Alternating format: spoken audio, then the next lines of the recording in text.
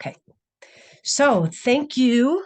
Let's see if you actually, you know what, we're taking attendance because everybody knows the deal for this week, right?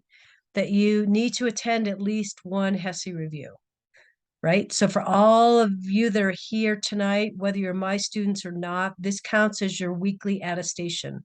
So for those that are not my students, you can fill out your attestation. We'll do it at the end, and you just put Marvel, whatever, 912. All right. And then this is the first HESI review since I have the first class of the week. And then there's several more, right? You should have all got a schedule, right? Of when the other HESI reviews are. Each instructor is doing one. So there should be 5 reviews this week. Okay. So consider this one your attestation because you've attended, and then you're free to go to as many as you want to this week. Okay. Does that make sense? Okay. What else? So I'm thinking I'm probably not going to have all my students because you get to kind of pick and choose what you want to go to. So everybody put their name. Let's put professors in there too, so we can keep track for attendance. Okay. So even if you're my students, put in the, oh, got a whole bunch of people coming in. Even if you're mine, please put it in the chat. Okay. Please.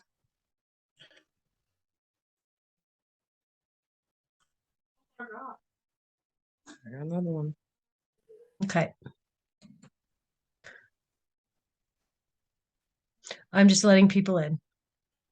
So for all of those of you that are just joining, put your name and your professor in the chat, even if you're mine, because we are going to have students from all different sections. Okay.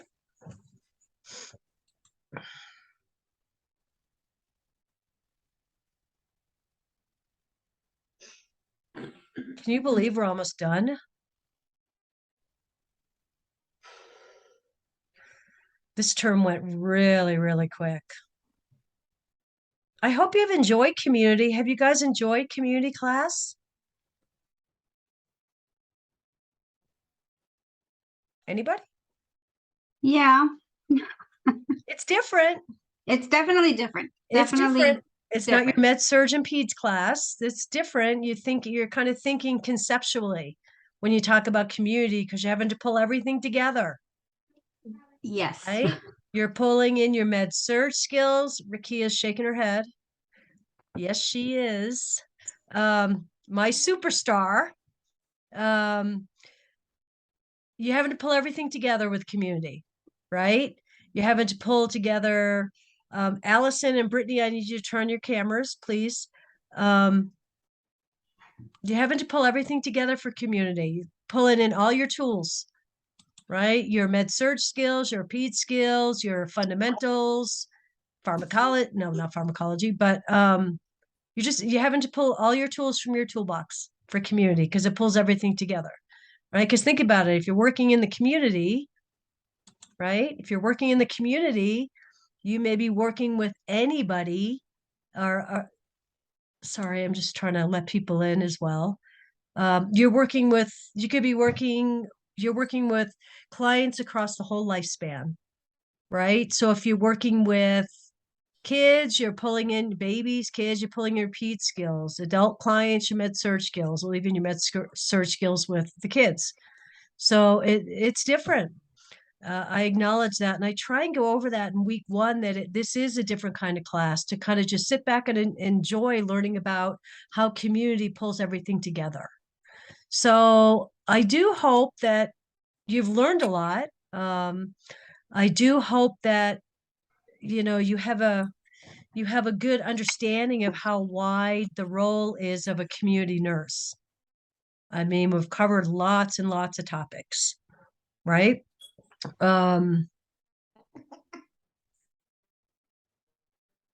Okay, so for those of you that have just come in, I need you to put your name, your instructor in the chat box. because I have a lot of students from all different sections all week that across the week. Okay, so don't forget that's how your attendance is taken today. And I'll just repeat what I said that um, this you can consider this your attestation class, even if you're not my students. We'll do the attestation at the end, and you'll be putting in today's date and me. Okay, and then you are free to attend any other HESI review for the rest of the week. I think there's 4 more, and you guys have a schedule of it, right? That was sent out this past week. Okay. Anybody have any questions before we get started? I certainly hope that you've had a chance to look at your HESI study guide. Um, I know it's long. What do we have? 56 pages? I know it's long, but it's not intended to scare you. It's not intended to give you anxiety. This is 12 weeks worth of information. And so if you've had a chance to go through it, the main topics in there that are highlighted shouldn't be any surprise. We've covered all those topics in class. Now, I'll speak for myself, I may not have gone over every line in the study guide, but I've certainly covered the topics, the concepts. Okay. So this study guide is a compilation of PowerPoints, readings, case studies. What else? It's just a summary. It's basically a summary of your term. Okay.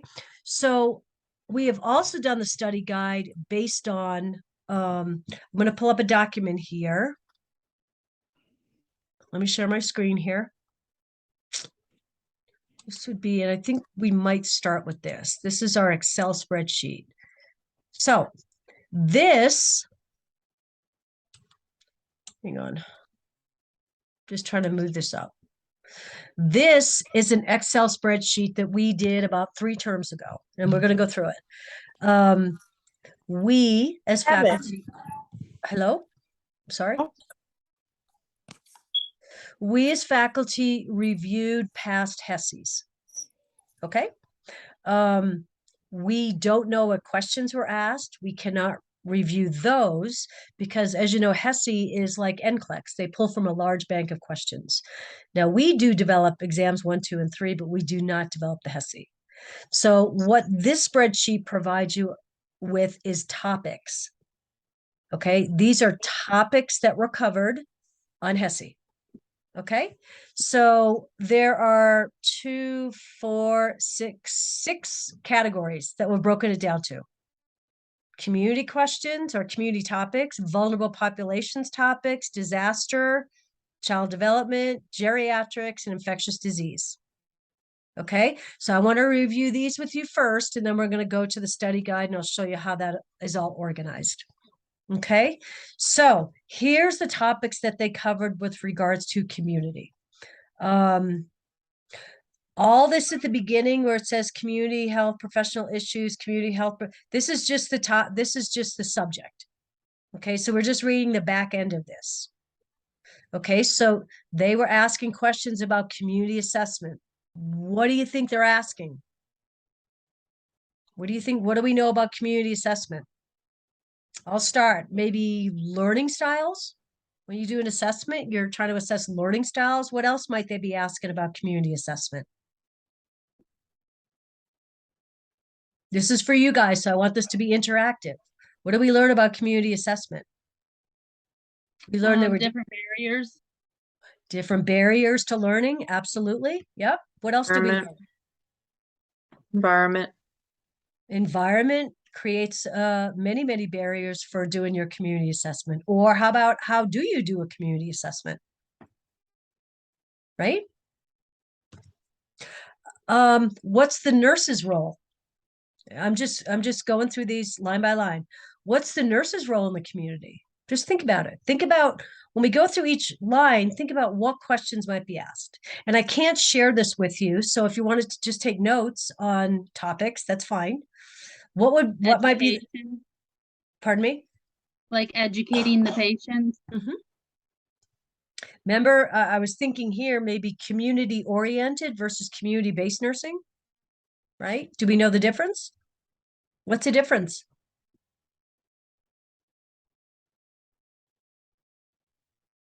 Got to know that. What's the difference between community oriented and community based?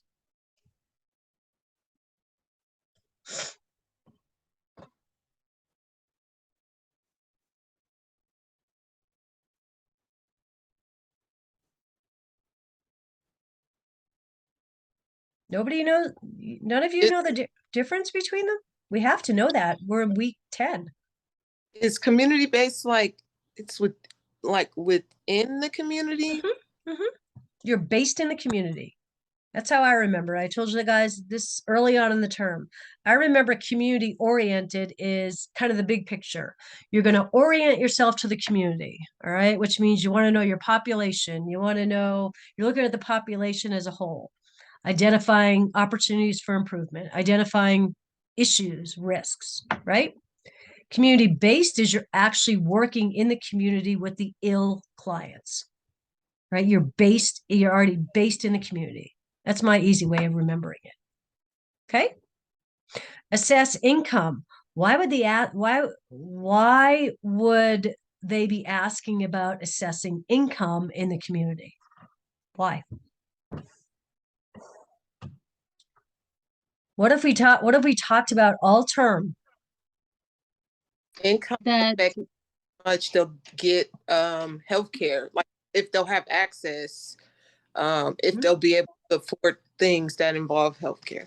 Correct. That's one part of it. Anybody else have any thoughts? Like resources to see what resources they may Yep. need. Yep. What is the number one factor in assessing the health of families?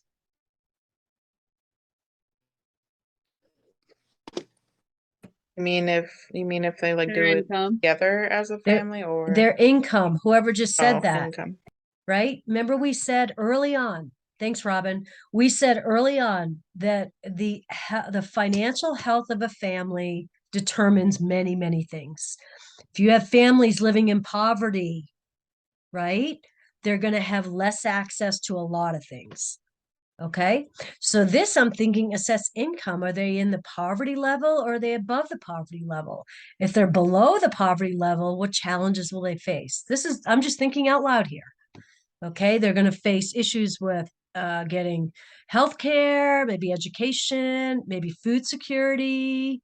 What else?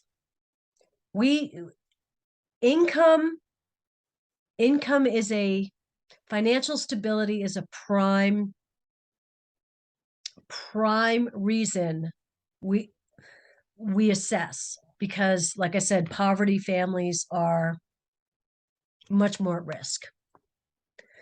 Okay, ethical. Now this is a little bit different. Legal, ethical leadership. This is the section. So community clinic financing.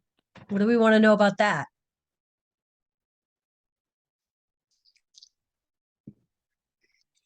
What about allocation of resources? So can they get funding? Yeah, exactly. That's what I think about when I see this. If you go to work in the community public health nurses are the ones that are going to be divvying up resources. They're going to be doing a community assessment, see what the community needs. Maybe there's some funding for clinics, school-based clinics. I don't know. Okay. Assessing trends and patterns. Why is that important in community? Because remember, our main topic down here is community. Okay. Assessing trends and patterns. Why might that be important? To assess different trends and patterns in your community. Possible illnesses. Finding out what maybe the community needs are. Right? What is that's when like they keep buying the same thing over and over because there's a need, right? Exactly. I mean, is it a community that has a high crime rate? Is it a community that has a high suicide rate? Is it a community that maybe has a high school dropout rate? I don't know. I'm just throwing things out there. You have to Or be that able there's to teen pregnancies teen or pregnancies. Think of all your vulnerable populations. Increase in homelessness, substance, drug abuse. You have to be able to know those trends and patterns, right? To come up with your game plan of what your community needs, right? Guys, remember what an eco map is? A genogram and an eco map. There was a question about an eco map. Anybody remember the difference? It should be in it's in your study guide.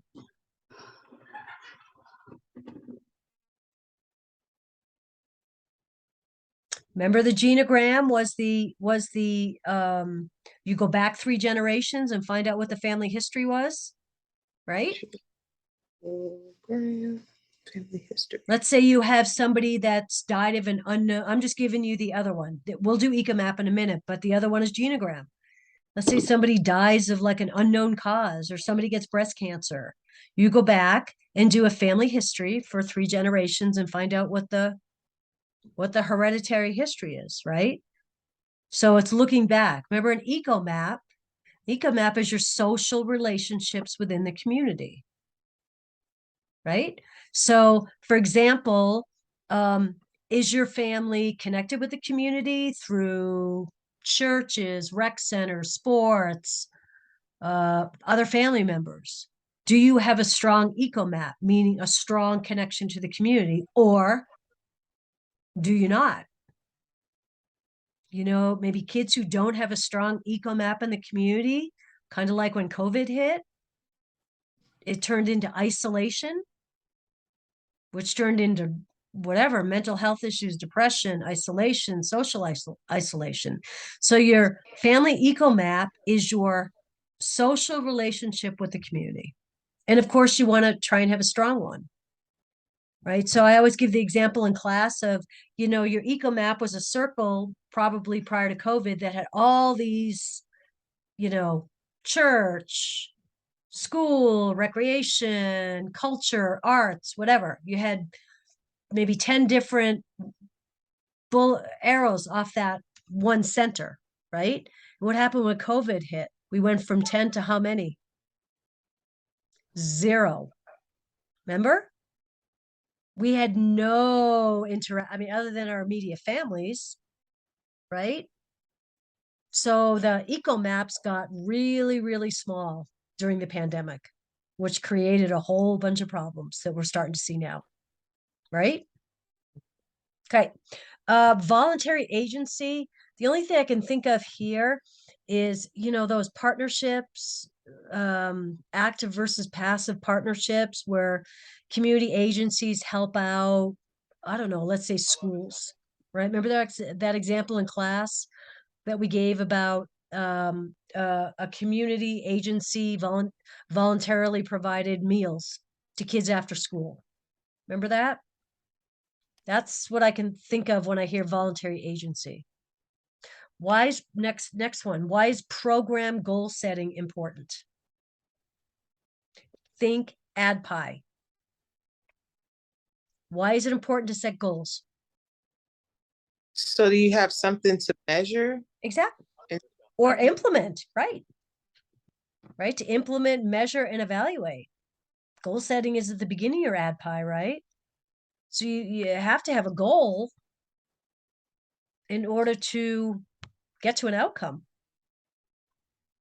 Okay. Let's see. Community leadership advisor role. I look at this as maybe advocacy, advisor role, advocacy role. How are we advocates in the community? What's an advocate? What's a role? What's that advocacy role?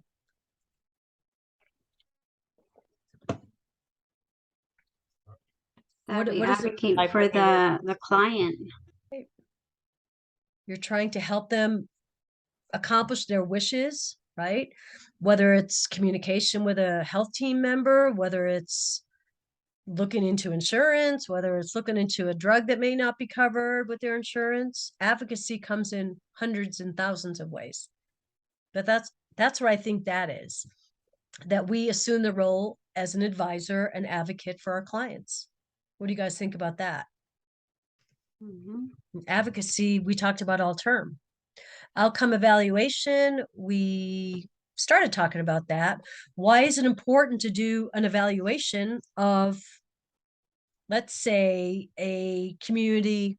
It says endocrine here. So I'll throw out diabetes. Okay, I don't know. I'm going to throw out diabetes. Outcome evaluation. What do you think it is here? I have a thought. You tell me what you think. Well, for like diabetes, I guess we want to make sure that they have a glucose monitor, make sure they have what they need, the supplies they may need. And think of AdPi. Let's say you did a teaching program with diabetes clients. Okay, it says endocrine here. So maybe you put on a program or you did a teaching session. Well, part of your AdPi is evaluation.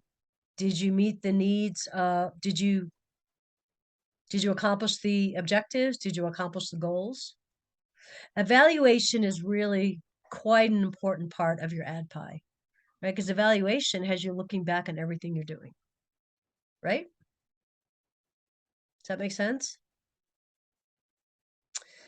Community risk findings. I think that's exactly what it says. You know, as you're doing a community assessment, you're going to come up with your risk findings.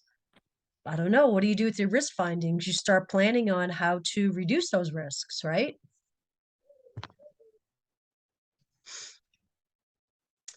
Blood pressure screening, healthy people. What do we think that's going to be?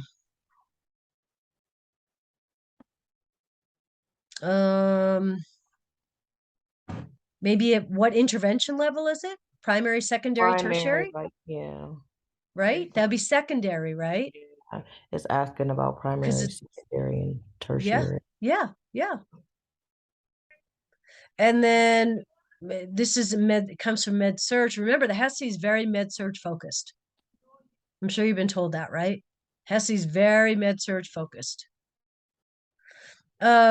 So cardiovascular, they're talking about exercise and hydration. What do we think there?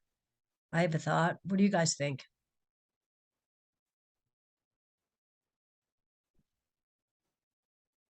Maybe how important it is to stay hydrated when you're exercising? What do you think? Last one is radiation exposure. I don't, maybe what kinds of things might cause radiation exposure? Maybe what are the signs and symptoms of radiation exposure? What do you do for radiation exposure? Okay. So that's one topic or one group. Vulnerable populations. We're on our second page now. Okay, again, vulnerable people. So let's see. GI, this is a GI hepatic topic. Homelessness, cold exposure risk. What are we thinking there? And think about questions that might be asked with regards to these.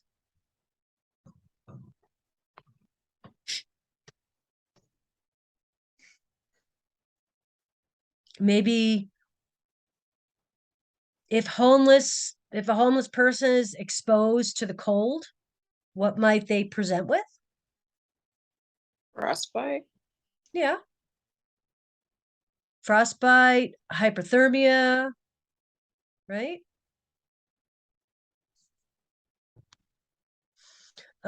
Respiratory, migrant worker risks. What do we know? What do you guys know? Why are migrant workers Pesticide. at increased risk for respiratory issues? Because they're Maybe if exposed they to work, pesticides. yeah, work out in the field with the Working pesticides outside. is what I was thinking of. Yep. What's the most common risk to migrant workers? Forget respiratory. What's the most common risk? Skin cancer? Pesticide exposure. exposure to pesticides. Right? And what might they, what is the most common symptom that they will present with? Respiratory.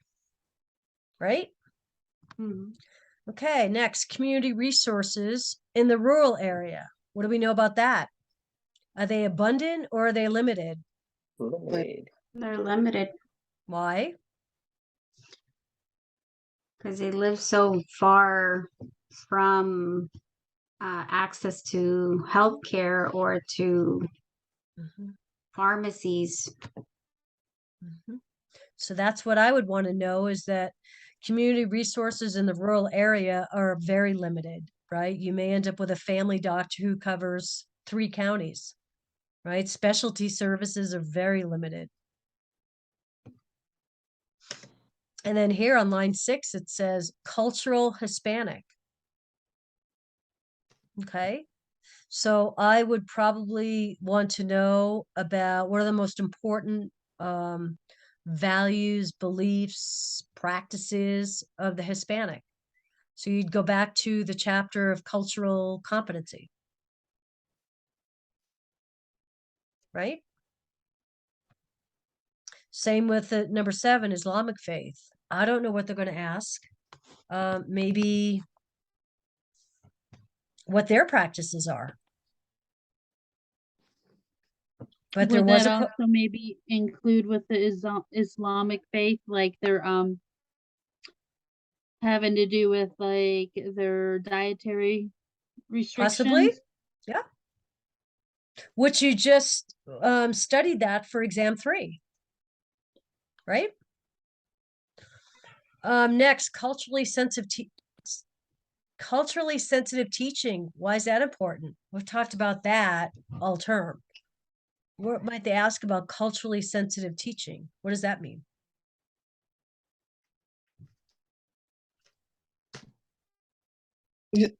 It's like in keeping the clients in line. So like if they have a language barrier, making sure that you provide things in their language or you have an interpreter, Oh, and being aware of their customs. absolutely. Yeah, could that also mean like where the Native Americans don't think of the future and like Absolutely. There's a big like chart. Yep, there's a big chart in this chapter, and it has the 4 columns. I think it's Native Americans, Asian population, African American population, Hispanic population across the top, and then down the side it has communication, medication practices, right? It goes through, it lists out several different areas that their cultures may be different. Okay. Okay, battering, communication. Okay, so I'm assuming this is a battered client, and then it talks about communication. What kind of communication do we need to learn and practice all the time, especially with maybe a client who's a victim of battering? Begins with a T. Therapeutic. Thank you. What's therapeutic communication? Is it telling people what your opinion is? Mhm. Is it being judgmental? No, No. Like It- open-ended questions. What, Stephen? Open-ended questions. Thank you. Open-ended question, listening. And initially, what we want to try and do with therapeutic communication is kind of retell what you're hearing, right? So you can make sure that you're almost repeating what they say. I heard you say that, right? Because you don't want to be misinterpreted right off the bat. And yes, Stephen, open-ended questions. Tell me how you feel. Like we had was it on this RN or PN? There was a test question that talked about, what did it talk about? What statement by the nurse would require more education? And it was a scenario of the teen pregnant. She was a teenage pregnant mom who liked her boyfriend, but nobody else did. And so one of the answers was, oh, this is from the nurse. So did she need more education? She said something along the lines of, oh, so you got pregnant because you were mad at your parent, that kind of, you would never say that. Right? You guys know what I'm talking about? You would never say that. Okay, home health dying client. I guess I would think about what is the most important intervention we can be providing for a home health for a dying client. What is hospice about? Providing Other comfort aspect. and care at the end of their life. Dignity of care. What? Tech? What? Oh, providing comfort and dignity Yes. the end of the life. And medication control. Don't forget about that. Pain control, right? That's really important. Okay. Skill, let's see, we're still in depression, grief, basic nursing skills for nutrition, goal setting. So what do we let's see, what do we think there?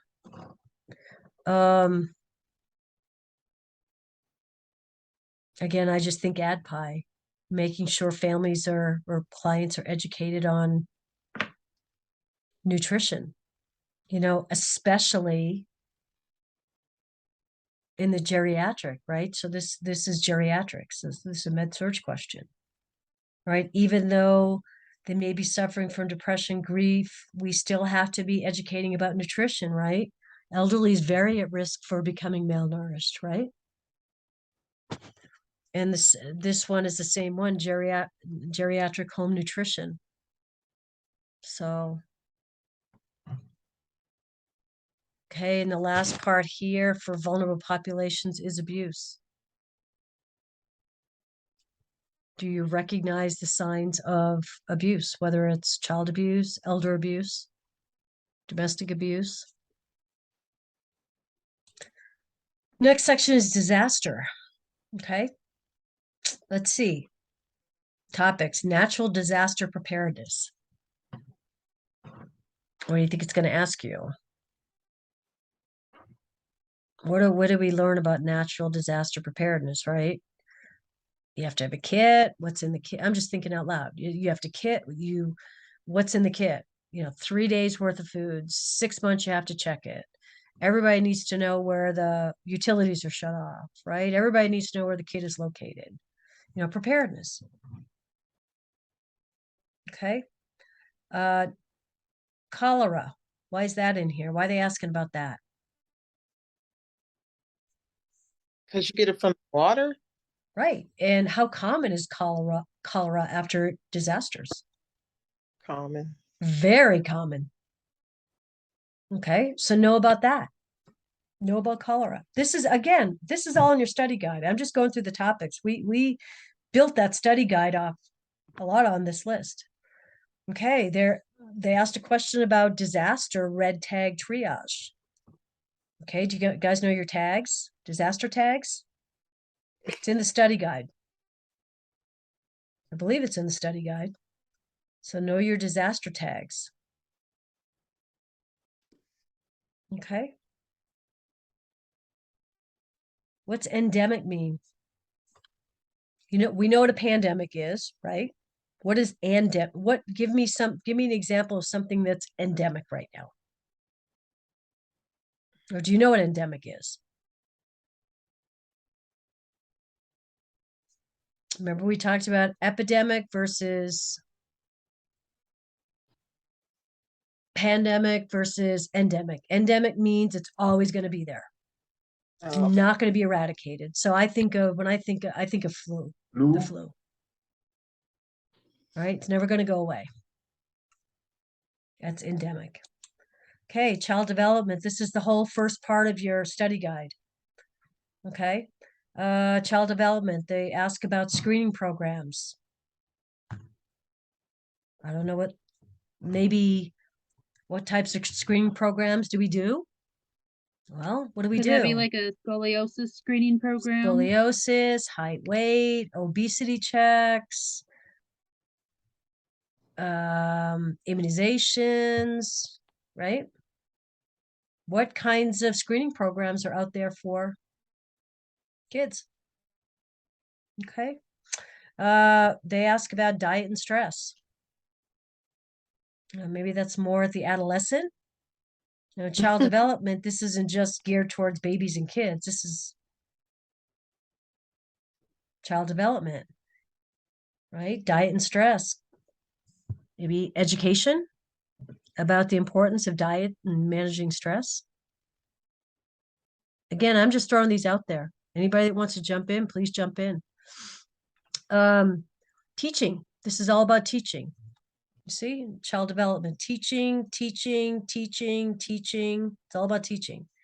Why might we be teaching about a healthy diet? What's a big problem? Obesity? Yep. Right? Teaching, another one, pre-adolescent teaching. What are we going to teach in the pre-adolescent phase? It's in the beginning of your study guide. When I break up the different, I think I start infants. I don't think I do toddlers, but it's infants, adolescents. There's several of them. We'll get to that in a minute. Right? But what do we teach pre-adolescents? You're gonna have to look that up in your study guide. Okay. Kind of the same thing. Primary prevention with adolescents. Okay. I think I know what that is. What do adolescents do? What does this group start doing? Alcohol, substance abuse, as well as having sex. Okay. Yes, you're right. I wasn't thinking that. I was thinking driving, getting your license. Okay. So what's primary prevention with everything we just mentioned? So Robin, what's primary prevention from what you just said? Like teaching them about safe sex, Yep. abstinence, Yep. as well as, the negative effects of alcohol and drugs. Yep. And then what I said would be maybe teaching about seatbelt safety, highway safety, driving safety, following the law, right? Well, there's seatbelts right there. Okay, why are they asking about neighborhood safe houses? And we're in the child development topic. Why are they asking about neighborhood safe houses? Like if I they don't- run away. Okay, yeah. Okay. What Stranger else? danger. Stranger danger. Yep. Okay. Again, we're at teaching again. Nicotine. Why do we teach about nicotine? Teens like to Mhm. participate in risky behaviors. Yep. Why do we teach, excuse me, lice? Line 13. What do we want to be teaching about lice? Don't No. share like hats with other kids or brushes. Anytime a student has lice or anybody has lice, it's a good opportunity for teaching, right? When I was in the schools, we sent home checklists about what to wash, how to wash it, who needs to be treated. So, lice can be a kind of a dirty, ucky subject, whatever. But parents of kids, and we are in child development. So parents of kids do need education, do need some teaching on how to deal with it. Okay. Skin health. Why is that important? What's common in child development with regards to skin health? I think acne when I read that. right?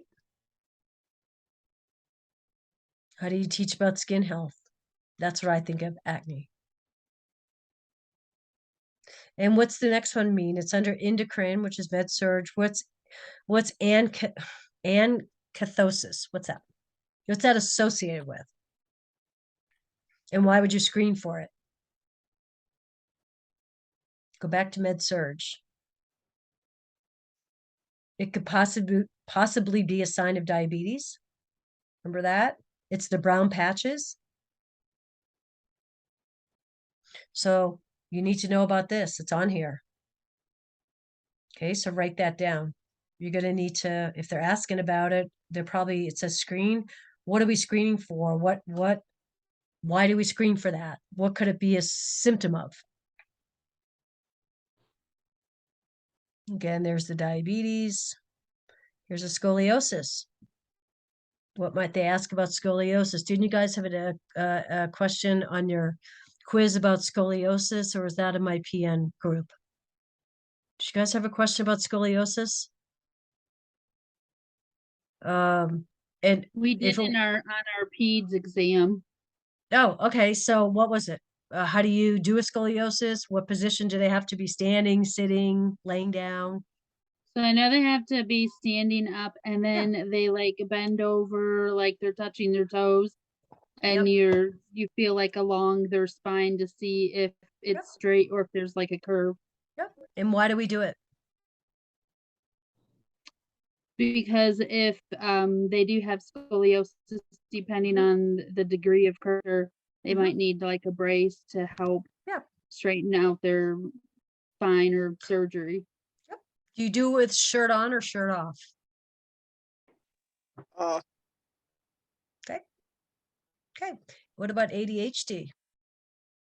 What do you think they're asking about that? Maybe what are some common symptoms of ADHD? How's it diagnosed? What do you guys think?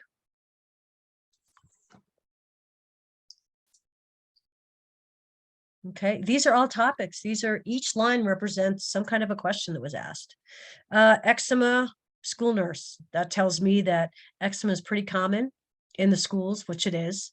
Comes from a variety of comes from a variety of reasons. And what do we teach?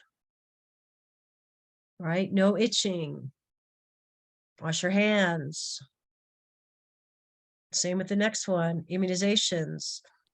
Encouraging families to get immunizations. It's under the heading of teaching. So I guess that would mean, why are immunizations important? You have the opportunity to teach parents about that. Okay, and then immunization rates, as a community nurse, you track that, right?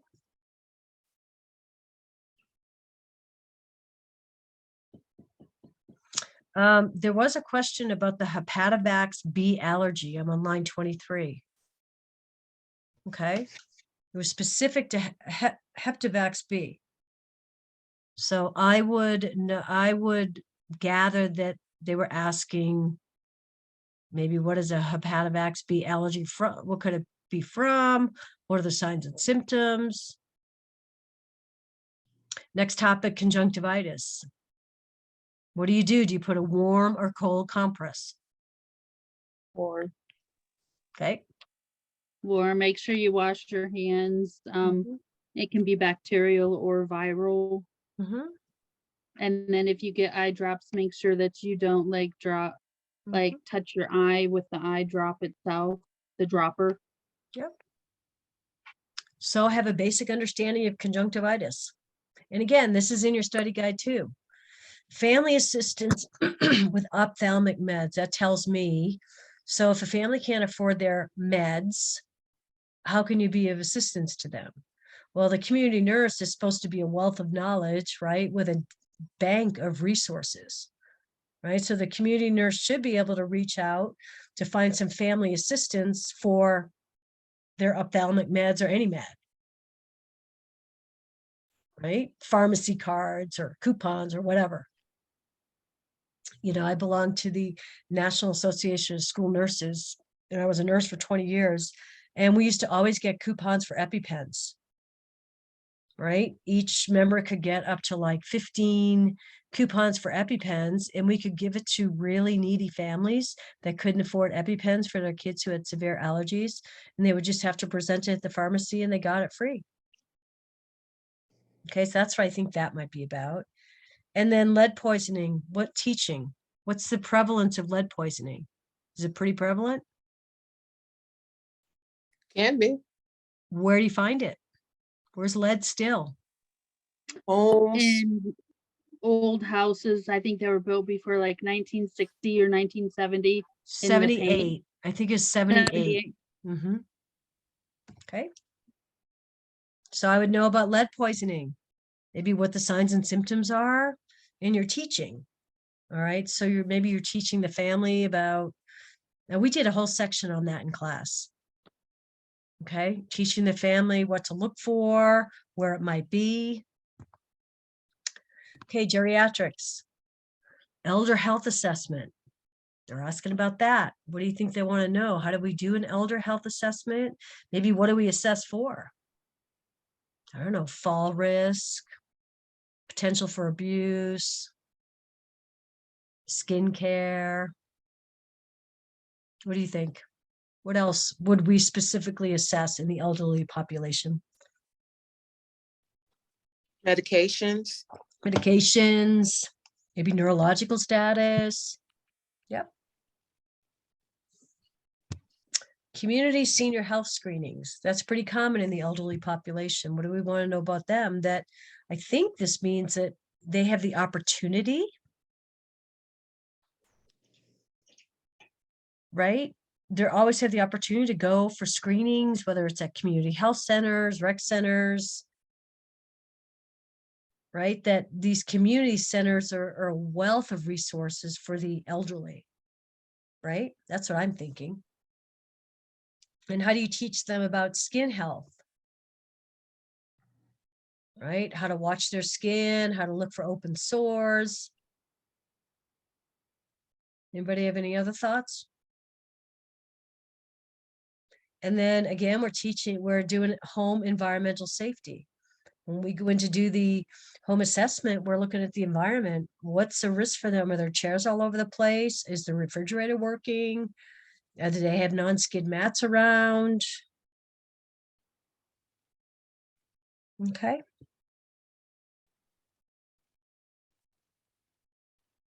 Home care referrals. When do we do home care referrals? You know, so much of our care is done in the home now. Okay, what constitutes a referral? What do we refer things for?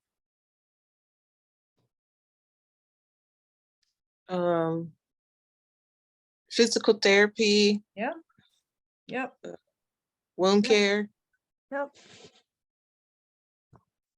Again, there's another family assistance for ophthalmic meds. I'm thinking the same thing if they need help. Okay, if they have diabetes. Okay, how do you teach them about diabetic foot care? Or what do you teach them? Same with mobility if they have Parkinson's and they're receiving care in the home. Again, these are all topics that are asked, have been asked on the HESI in the past. Right? If they suffer from orthostatic hypertension, or how do we teach them about getting up slowly? Being a safety risk, jumping up too quick. What are the signs of orthostatic hypertension? How do we treat it? Okay. Asking for secondary prevention for hypertension. What would that be? Just give me one.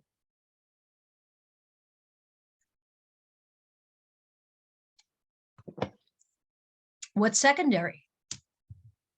Screenings. So give me an example of a secondary prevention with regards to hypertension. Daily blood pressure checks. Yeah. Health fair, blood pressure screenings. Sorry, Gail. No, you're fine. Go ahead. What do we know? I don't know what they're going to ask here, but what do we know about cardiovascular disease with African Americans? Are they more at risk? Yes. Is the prevalence higher with African Americans? Yes. Okay. Lipid screening. Why do we do lipid screening? What would they want to know about lipid screening? What would they want to ask you? So if there's like a family history, what your exercise routine is, your diet,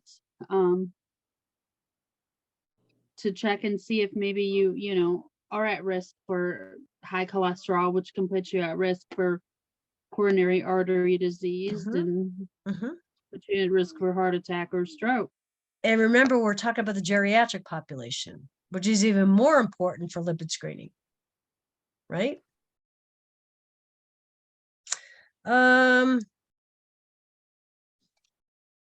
Couple things about vaccines, flu vaccine.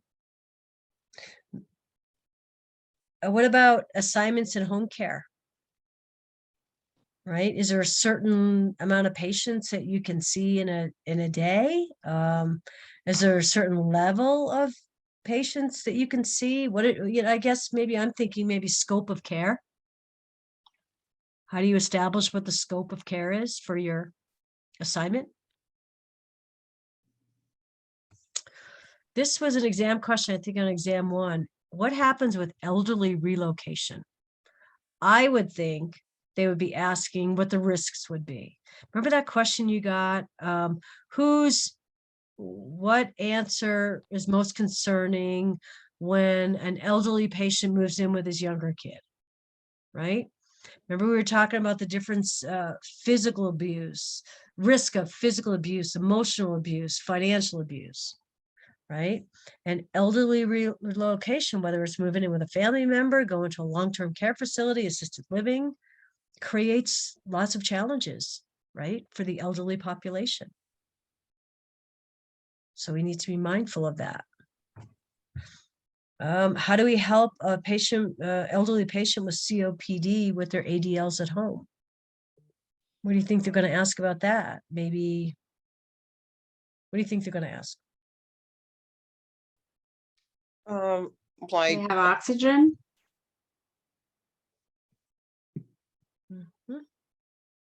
Maybe how to maneuver around their house so they don't get short of breath, and what should their rest periods be and at what intervals? Okay. Long-term care fall prevention. That's important. Meals on Wheels. Why'd they ask about Meals on Wheels? What do you think? because it can help the elderly that they don't have access to food, or like if they're not able to as much as they used to. What is Meals on Wheels? It's like I don't know how it's funded, but they will deliver meals to elderly. So if somebody comes and brings them the food. Okay. Teaching about your elderly diet. It's different, right? How is it different when we're teaching about an elderly client about a diet? How is it different?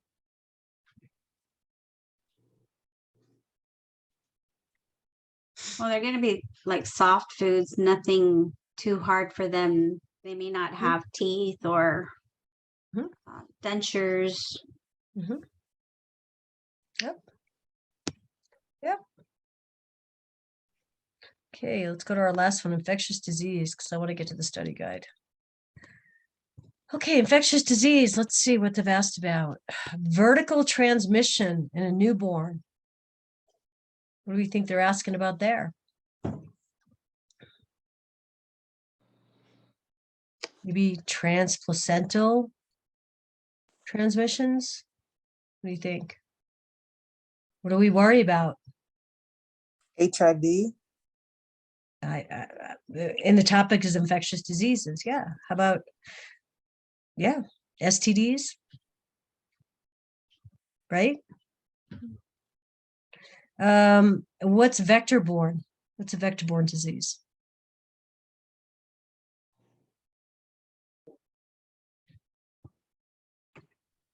I'll give you a hint. It's one type of vector is a tick. What are some other ones? Mosquitoes. Like Lyme disease. Yep.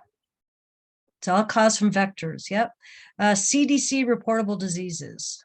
So I don't think they'll ask you for a list of what's reportable. I think here they just want to make sure you know, and again, I haven't seen the question, make sure that you know that there are certain types of very infectious diseases that have to be reported, right? And that are tracked through your local health department, then through the state, then through the CDC.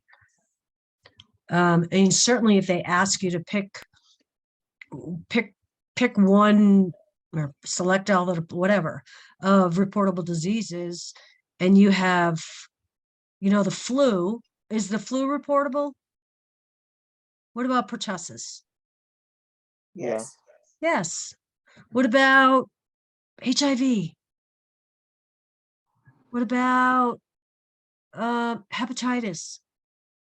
Eh, Yeah, they're all reportable because they're communicable diseases.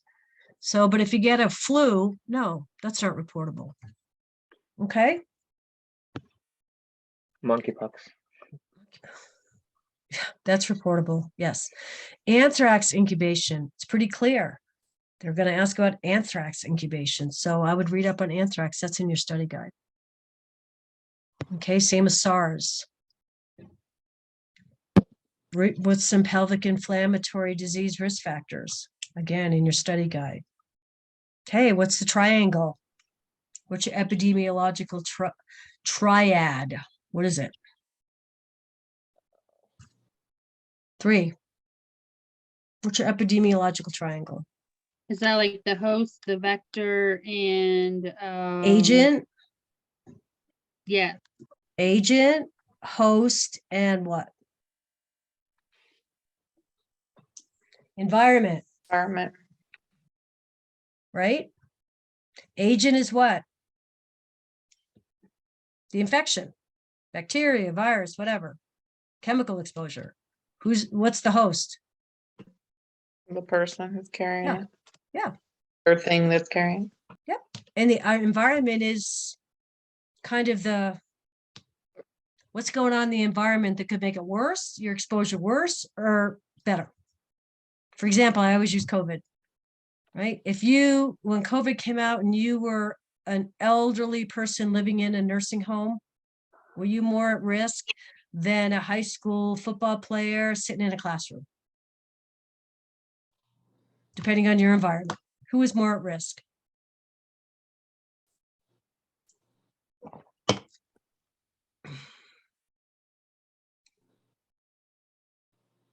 A nursing home. Right. The nursing home was much more risky, right? Flu vaccines, I'm thinking this is with infectious disease, so you're teaching about the importance of getting flu vaccines. TB skin test follow-up, probably teaching about if you have to be tested for TB, the importance of follow-up. And then TB screening x-ray, when do they do an x-ray? Is that part of the screening, or is that if you come back positive, if you have positive PPD? Then do they do the x-ray? Positive PPD. Yeah, when you're Yeah. positive. Right. So that's a lot of questions. So all these are in your study guide. So let's go to the study guide real quick. Not real quick, but let's go through it. Now, if you haven't opened the study guide or you've briefly looked at it, it can be extremely overwhelming. Okay, hopefully you've been looking at it, like I suggested at the beginning of the term, go through every week or two and highlight the topics we've covered so that by the end of week 9, right, or week 10, by the end of this week, everything should be familiar to you, at least the topic, right? Because if you're just reading it now for the first time, you have to kind of rack your brains and go back, yeah, I think we covered that in week 1 or week 2 or whatever. Okay, so let's read the first part about it. This is not an all-inclusive study guide, right? I already told you, questions are randomly selected like NCLEX. It's hard to predict what questions will be on the exam. Attending live sessions like you're doing now, interacting with your instructor, doing the work in class has prepared you for this. Some hints for success. I would pull out your study guides for exams 1, 2, and 3 to coincide with this. Of course, your exams 1, 2, and 3 study guide are going to be kind of woven into this big study guide, but I would pull out your 3 study guides, right? AdPi, priority type questions, safety and management. That's nothing new. I've been trying to hammer that home all term. You have to think of community with AdPi, because AdPi is a nursing process, right? Well, the nursing process is followed in the community as well. Just assessment looks different. You might be assessing a pediatric patient in the hospital, but in the community, you might be doing a family assessment for suspected child abuse, right? You might be doing a community assessment of diabetic patients. Okay, so assessment, we're all going to do an assessment, but it looks way different in community. Okay, you got to know what primary, secondary, and tertiary is, right? And always remember that physiological trumps psychological. Okay, ABCs are always number 1. Okay, you're always assessing for abuse and neglect in every age group. And remember that we're mandated reporters.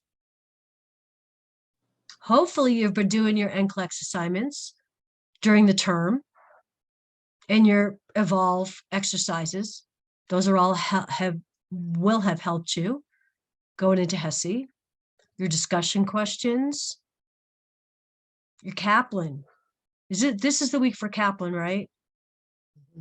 Please, Kaplan is the closest example of your HESI. Okay, take the time to it's a wonderful practice exercise. Take the time to read the rationales.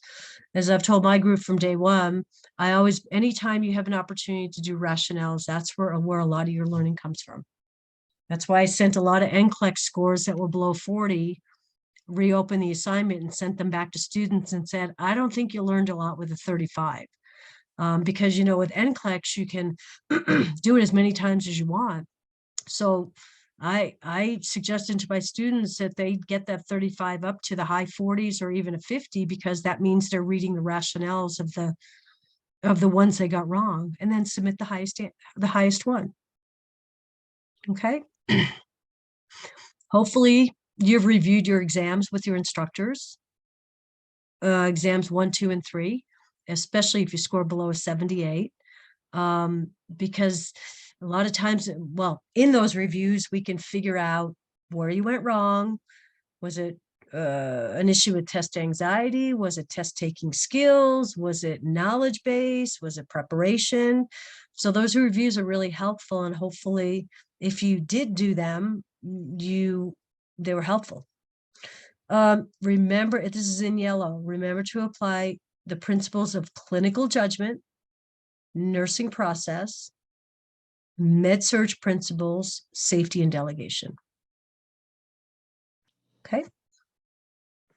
Keep the study guides and review them. Lots of community assessment, evaluation, morbidity, and community validation concepts will be all threaded through the HESI. Okay, so that's your introduction. So now I'm just going to go through how, I'm not going to go through each line at all. I'm going to go through how we've organized it.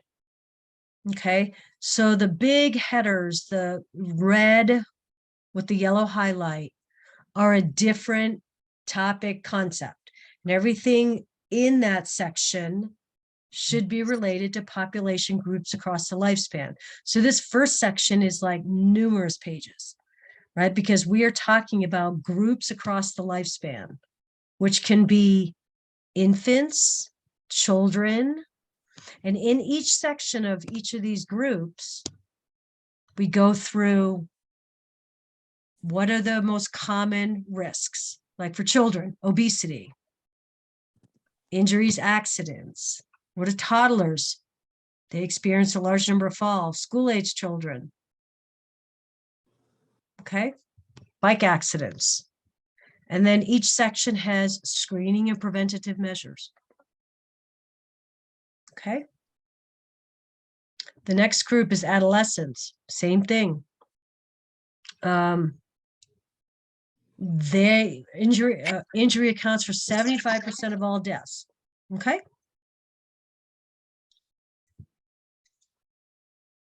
All right. So what do we do for adolescents? Screening, preventative measures. Okay. Please no teen pregnancy. This is highlighted in yellow. We added this term. Right. Review concepts on antepartum teaching. What are some of the issues with prevention that should be considered? What do you guys think about that? What are we teaching in the antepartum period? Have you guys had OB? You've had OB, right?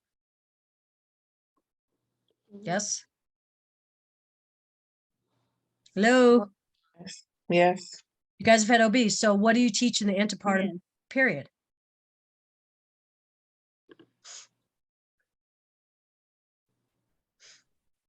Monitoring their Loki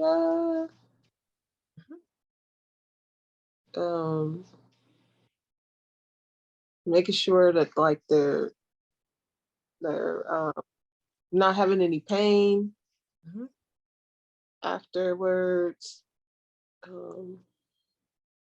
Swelling goes down if they had swelling. Okay. Thank you. So I would review. Please review this. Wait, what? Breastfeeding and birth control. Well, breastfeeding, yes, you can start to teach about breastfeeding antepartum, but the big work's going to be after they deliver, right? But definitely birth control. Okay, maybe education on unintended pregnancies, right? So definitely review that. Okay. And again, we're still in, so we've got a couple of different sections here. You've got infants, you've got children, you've got toddlers, you've got school-age children, you've got adolescents. Okay. And then we go into women. Okay. Again, we're talking across the lifespan. So there's a section on women. What are the most common women's health issues? Okay, that goes through that. And with these separate topics of, say, women, men, we break them down into what are the health concerns? What's the leading cause of death with women? Okay, what do we do for community education? And then we have men. Same thing, health concerns leading to death, community education. Yeah, we're going across the lifespan. That's why there's so many pages in this part. Elderly. There's a whole section on the elderly. Again, none of this should be completely new to you. I mean, it's just more extended. Okay. So we're still in elderly. Okay, goes all the way. We're still in elderly down here. Okay. Oh, no, right now we go into chronic health right here. Nurses address the chronic health of concerns of elders with a focus on maintaining and improving self-care. Okay, preventing complications to maintain the highest possible quality of life. Couple of new additions to this is assess ADLs at home. How do you conduct an assessment and use ADPI to formulate your care plan for addressing ADLs? That's new. Okay. Gastric bypass, complications. I think we saw that on a HESI, the last 2 term HESIs. That's why it's added in here. Gastric bypass complications, home visit considerations, look at complications. Okay, and then here they are right here. They're listed out for you. Okay. Some new additions here too. Heart failure. What is it? Okay. Endocrine here. Screening for A1Cs. Right? A1C is a blood test for type 2 and prediabetes. What is A1C? It's in yellow. Let's know this. Okay.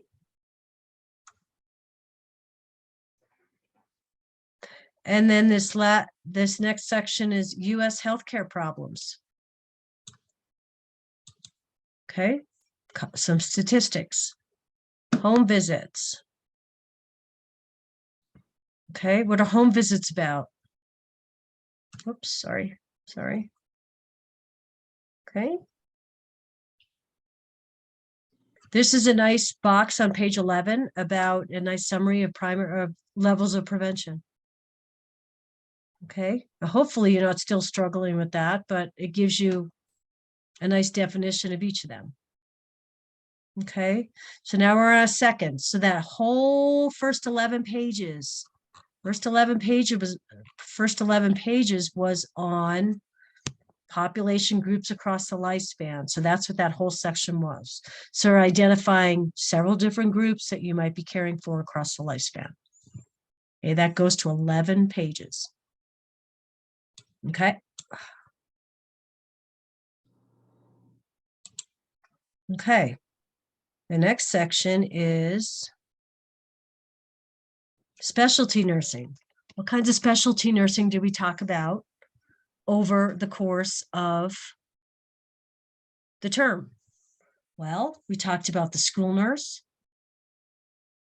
Here's a little bit about the school nurse. We talked about the faith community nurse, right? We talked about the hospice nurse. And again, this is a summary of the whole term. Okay, so this should be familiar to you because that's the only three that we put in here: school nurse, faith community, and hospice nurse. You guys following me? Okay, next section. This is section number 3. What's the role of the nurse? Okay, well, that depends on 3 different things: the nature of the health problem, what's your decision-making ability, and professional and personal choices. Okay, and this section talks about what the role of the nurses are. What's our role? Role of the nurse.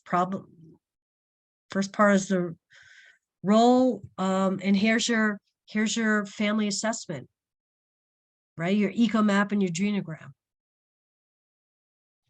Okay. And again, remember, we're in role of the nurse. So what's our role in family assessment? What's our role in prevention strategies for violence? At the individual and family levels, at the community level. And what's our role working with vulnerable populations? Just trying to show you how this is organized so you're not so overwhelmed. Okay. So what's the fourth is what's our role in working with vulnerable populations? What's our role with legal and ethical issues?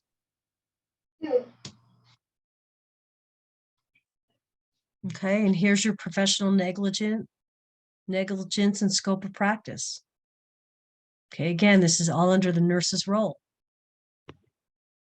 All right, and because we talk about legal and ethical, here's where all of our ethical principles are.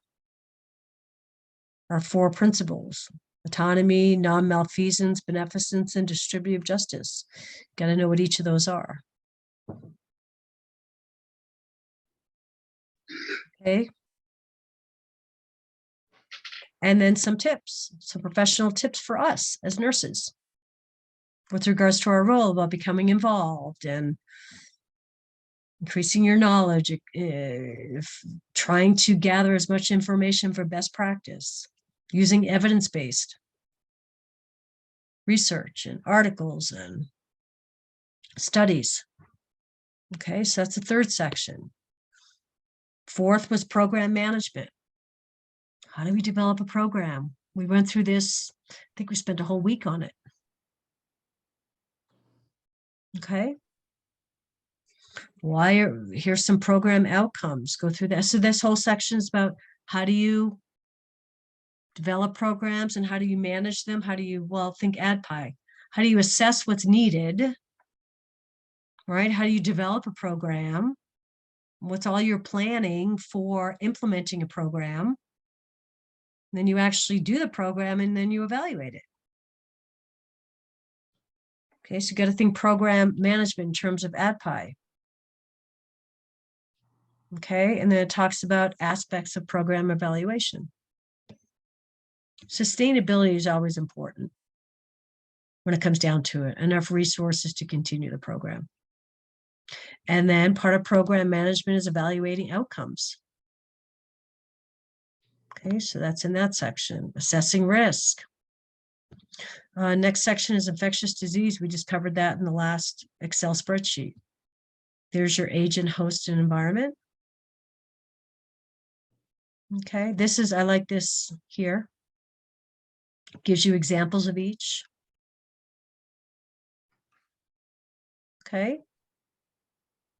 There's your epidemiological triangle, all broken down. Remember the web of causality? Remember that? Really what that means is there's so many different factors that play into an agent, a host, and an environment, right? Is the agent, let's say it's the flu, okay? Is the host healthy? And are they really not in a highly populated area? So they're probably going to be at lower risk, right? So it's that web. But what if you have a elderly person in a nursing home with influenza going around? Does that make them at much higher risk? Okay, so the web of causality is simply the interrelations of all those three. Some can be less serious than others. Okay, there's your reportable diseases. And then gives a few examples. Okay, and here's where it talks about TB. Okay, why do you do the test? How do you do the test? How do you interpret the test?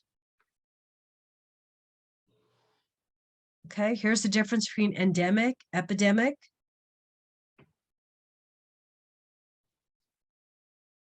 Okay, and then this is all under your infectious disease section. A lot of this should be familiar. This should be familiar to you. There's more detail in here. And here's your anthrax. Right? Didn't that spreadsheet of there was a question about anthrax? It's right here. What you need to know. Okay. Radiation exposure. Next is disasters. Okay. So again, go to each heading. It's separated out for you, and we're trying to bring all that we taught and all that we learned into each of these sections from the term. Okay, so disasters, you can read through that. Okay. Here's some bioterrorism agents, 5 components to a public health response to outbreaks. Here's your triaging. Okay. Review of disaster nursing. I'm trying to get, there's your cholera information. I'm trying to get to the what to do, what not to do. Here's your tags. Remember they asked a question about tags? Okay, well, here's your tags. Red, yellow, green, white, black. Okay. Next section is culture. Talked a lot about culture during the term. Okay.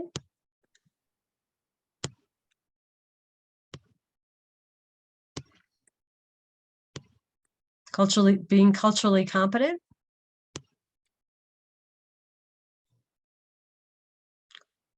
Barriers to developing cultural competence. We went through this. This came right from the book.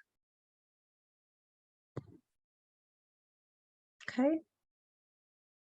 How do you conduct a cultural assessment?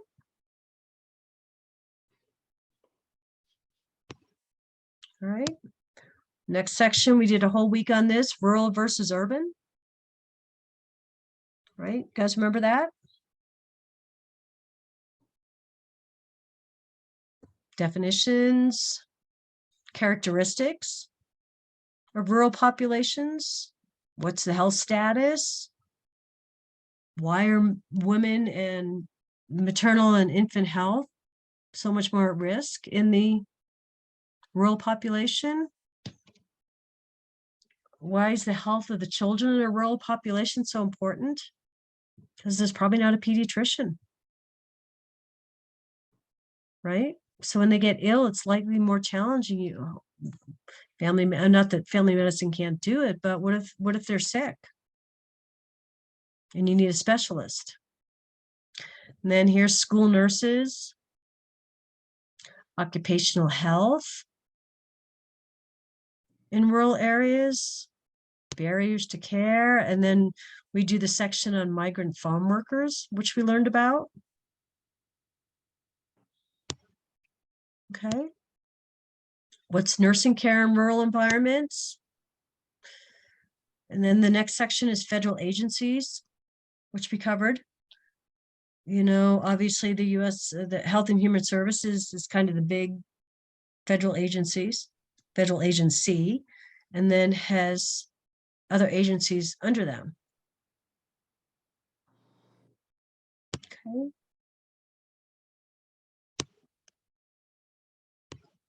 There's your voluntary and nonprofit agencies. There was a question about that. Also, this describes Medicare and Medicaid. Yeah, that's what I think that is. Okay, you need to know about Medicare. So voluntary and private agencies are grouped together as nonprofit home health agencies. Voluntary agencies are supported by charities such as the United Way, Medicare, and Medicaid. Okay, so we just kind of answered our question, didn't we? That's what that means. Okay. And then community assessment. I think this is a second to last topic, or I think this might be the last topic. Community assessment. How do we do a community assessment? We went through that in class. And this is a summary of it. Okay.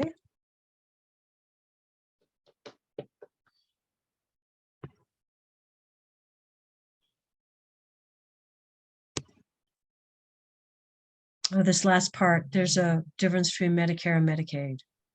And then WIC.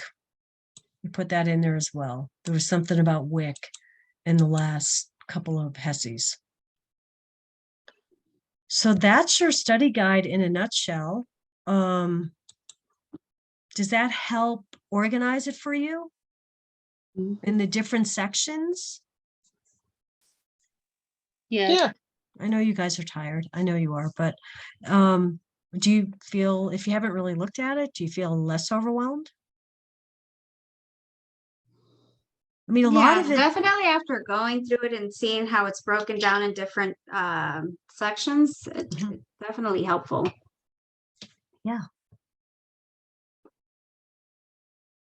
I agree, and I'm gonna go through it and look over it more before I go to another review as well. So I think I'll even be more prepared for the next review. Yeah, that's a good idea, because if you haven't reviewed it and taken notes on it and, you know, kind of checked off the section, say, I know that section. I'm good with that. This section I'm not real sure about. You know, circle it, because you want to make sure whatever questions you have at your next review, that's what reviews are for.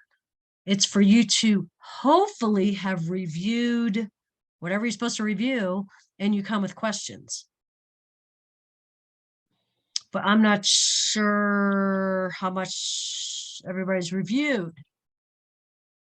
This is more of going through it. So, pardon me, Robin, that's a good point. So now that we've gone through it, I would suggest that you take a second look. I mean, it's 7:25. Or 9:25. 7:25 for me. But maybe spend the next half hour, if you want, going through it. And just, like I said, check off the sections that you know, read through it. Oh, yeah, I know this. Yep, they went over that in class. Oh, I'm a little short on anthrax exposures because I really didn't cover that specifically in class.